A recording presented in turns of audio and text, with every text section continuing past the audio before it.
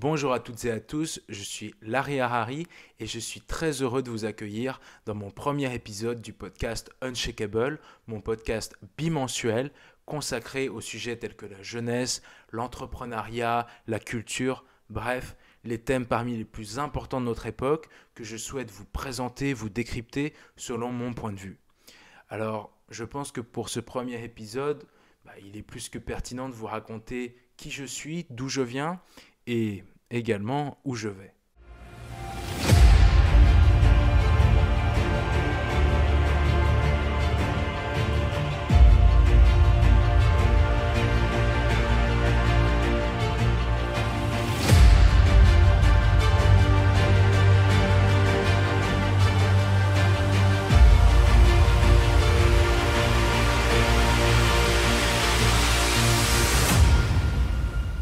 Donc je m'appelle Larry Harari et je suis le dirigeant de Knower, une plateforme dédiée au contenu culturel et éducatif sous format audiovisuel, donc c'est-à-dire documentaire, podcast, audio et également contenu de fiction vidéo, mais également audio, euh, consacré à la diffusion de la culture. Donc c'est-à-dire que c'est une plateforme sur laquelle on retrouve uniquement des contenus qui mettent le divertissement au service du savoir. Et ça, c'était très important pour moi et vous allez comprendre pourquoi. Alors en fait, avant d'arriver à Knower, avant de diriger cette société, j'ai eu un parcours un peu atypique.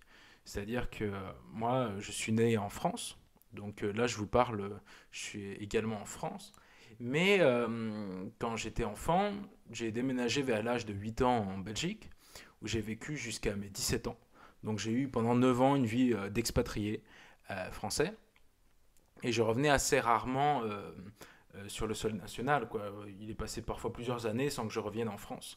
Et donc je vivais vraiment dans une culture qui était certes francophone, en Belgique du Sud, en Wallonie pour être précis, donc le sud de la Belgique qui est francophone, mais distincte de la culture française tout de même, car évidemment on avait des réflexes, que ce soit dans la culture, l'éducation, l'alimentation, qui sont différents là-bas. Et en tant que Français, ça faisait quand même un petit choc culturel. Et alors, ce qui s'est passé, c'est que je suis ma scolarité là-bas. J'entre dans le secondaire. Il faut savoir que là-bas, il n'y a pas de bac. Donc à la fin du secondaire, en fait, on passe ça sous une forme d'examen continu. Et en fait, quand j'avais environ 14-15 ans, avec mes potes de l'école, on commence à se dire, mais ça serait cool en fait de faire des courts-métrages. Et si on les publiait sur YouTube? Et moi, quand j'étais déjà plus petit, je faisais souvent des petits courts-métrages d'action de 4-5 minutes avec mes potes, mes voisins, parfois ma famille. Et on faisait un petit scénario, et puis il y avait de l'action, on était là avec nos mitrailleuses en plastique. Et alors, quand j'ai eu 14-15 ans, on s'est dit, on va faire un truc un peu mieux. Donc là, avec 4-5 potes qui faisaient de l'airsoft. Donc l'airsoft, en gros, c'est une pratique sportive où les participants ont des répliques d'armes réelles, mais qui tirent uniquement des billes. Et alors, dans l'apparence, on dirait des vrais.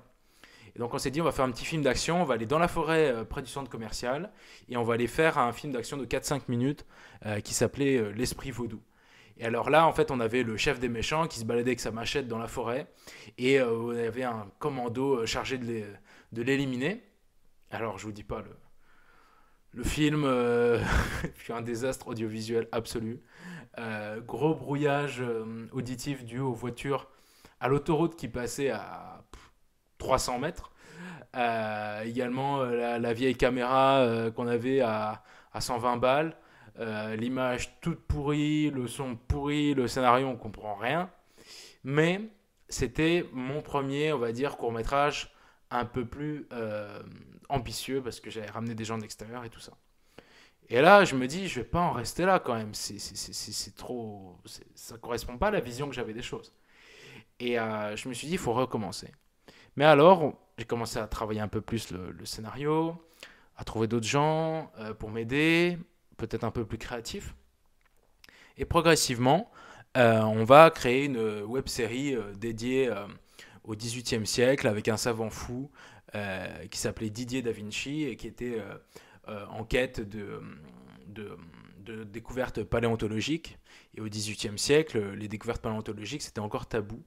et il se heurte dans les épisodes de la web-série à l'Église catholique, qui évidemment ne veut pas euh, accepter que des découvertes d'avant la création supposée de la planète dans la Bible puissent exister, c'est-à-dire des fossiles qui seraient plus vieux que la datation proposée par l'Église catholique de la vie sur Terre. Et alors, dans les épisodes, bah, c'est assez marrant. Le personnage est déjanté, il lutte contre des moines soldats, il y a de l'action, il y a des références à l'actualité. Donc là, on est dans les années 2014, 15, 16. Voilà. Donc je travaille là-dessus avec mon équipe, on fait 6, 7 courts-métrages. Et dernier court-métrage, on a un tournage en forêt.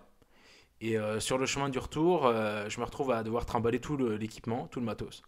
Parce que mon équipe m'avait lâché. Ils s'étaient barrés devant moi et ils m'avaient laissé avec tout. Et là, ce jour-là, j'ai compris que je ferais plus rien avec eux, en fait. J'ai compris que les gars, ils étaient juste pas fiables. Et que enfin, j'ai eu l'impression de m'être bien fait avoir. Parce que je me suis dit, plus jamais une équipe comme ça, quoi. Les gars, ils te lâchent, te laissent avec tout le matos. Et toi, tu dois revenir chez toi, tu dois faire le montage, la post-prod et tout ça. Ce qui prend plein de temps. Et eux, ils veulent juste le résultat final et passer un bon moment. Bref, réaction de gamin. Et alors, donc, je décide d'arrêter un peu les courts-métrages. Et en 2016, il y a un truc qui commence à être courant, c'est de faire des podcasts sur des sujets un peu de vulgarisation sur YouTube. Alors, dans l'histoire, il y avait juste Nota Bene.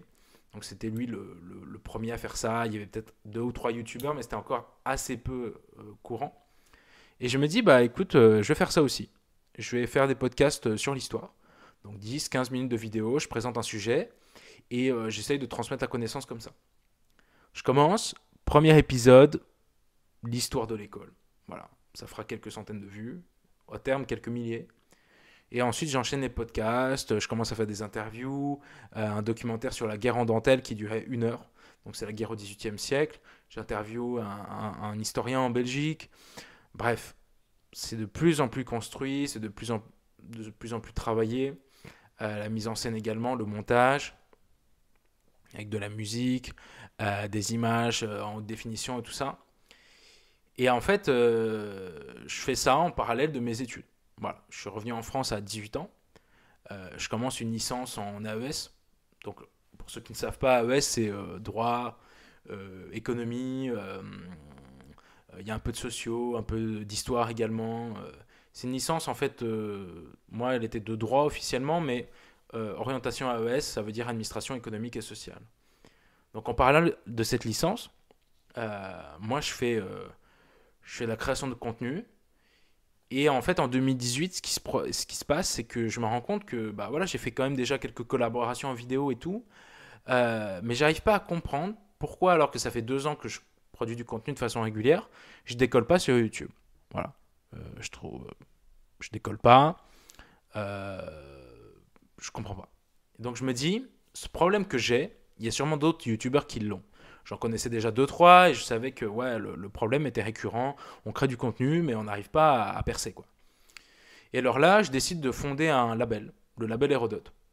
Et en fait, avec cette idée que ce soit à la fois un réseau pour les créateurs de contenu, pour se pousser entre nous, euh, et que ce soit une référence pour le public, parce qu'on est dans de la vulgarisation scientifique.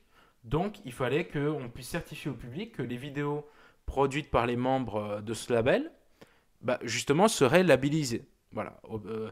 Sur la forme, à la fois, donc bien travaillé sur la forme, agréable à voir, et sur le fond, les contenus sont accompagnés de ressources, il y a transparence scientifique, on sait d'où viennent les infos, c'est fiable.